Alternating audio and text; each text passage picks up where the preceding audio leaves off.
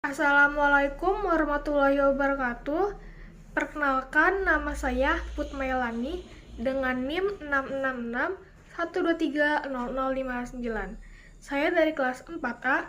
Video ini dibuat untuk UTS mata kuliah Governansi Digital.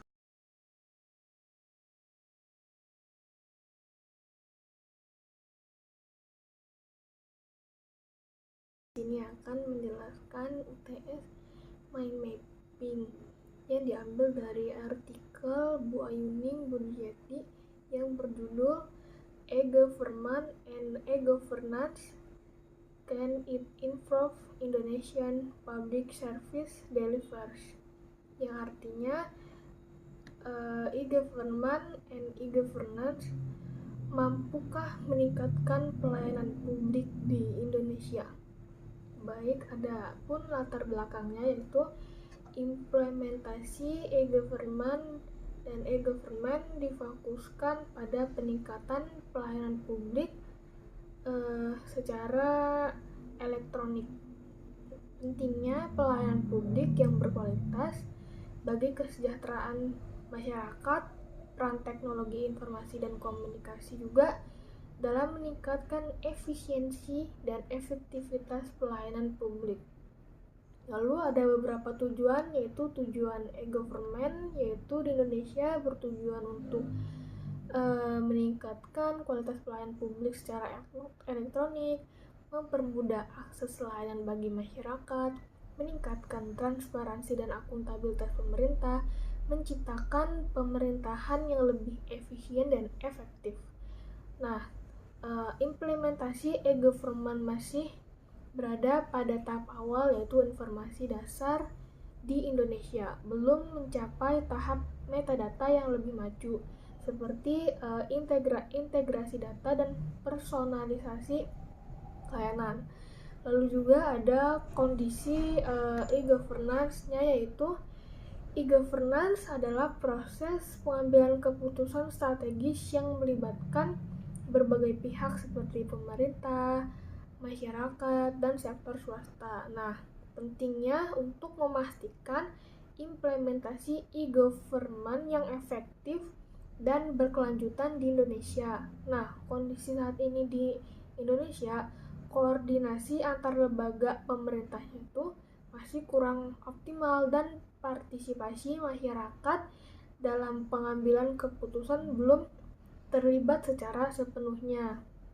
Adapun tantangan implementasi e-government dan e-governance, yaitu faktor utamanya itu bahwasannya demografi yang besar Indonesia lebih dari 20 juta jiwa, sehingga dikarenakan topografi yang berpulau-pulau menyulitkan pemerataan infrastruktur dan akses layanan. Lalu juga ada budaya birokrasi yang konservatif menghambat inovasi dan perubahan. Akibatnya, akses layanan publik tidak merata dan sulit bagi sebagian warga yang berada di pelosok pulau di luar Pulau Jawa.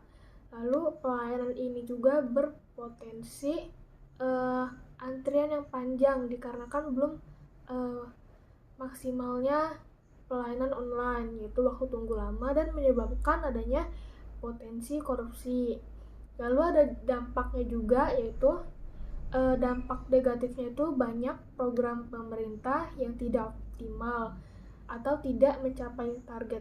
Contohnya itu kayak pajak. Lalu banyaknya ketidakpuasan masyarakat terhadap pelayanan publik. Lalu yang terakhir, rendahnya kepercayaan publik terhadap pemerintah. Nah, ada juga nih beberapa solusi dan upaya perbaikan, itu peningkatan infrastruktur teknologi informasi dan komunikasi. Yang pertama yaitu yang pastinya bisa memperluas jaringan internet ke berbagai pelosok-pelosok desa dan meningkatkan kecepatan aksesnya. Lalu juga menyediakan perangkat keras dan lunak yang memadai. Lalu yang kedua ada penerapan e-government yang dapat mengurangi praktek suap dan meningkatkan transparansi. Nah, e-government ini kan berbasis elektronik gitu secara online. Nah, layanan juga dapat diakses secara online, tidak harus offline datang mengunjungi tempat tersebut. Lalu juga terdapat portal nasional yaitu www.indonesia.go.id yang dimana ini adalah sebagai pintu gerbang terpadu untuk mengakses berbagai layanan pemerintah yang memudahkan masyarakat mencari informasi dan mengakses layanan. Sekian dari saya, kurang lebihnya mohon maaf. Wassalamualaikum warahmatullahi wabarakatuh.